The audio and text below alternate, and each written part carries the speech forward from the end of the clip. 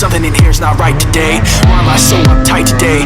Paranoia is all I got left. I don't know what stressed me first after how the pressure was fed, but I know just what it feels like to have a voice in the back of my head, like a face that I hold inside, face that awakes when I close my eyes, face that I watch every time I lie, face that laughs every time I fall. So I know that when it's time to sink or swim, that the face inside is hearing me right underneath my skin.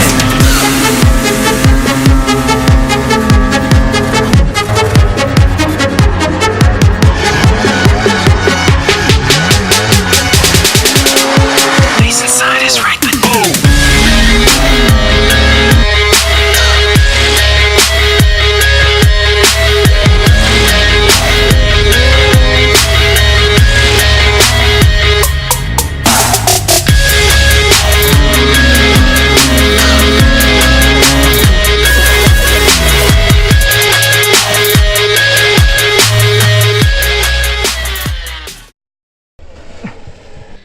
Ja, jag sitter fast.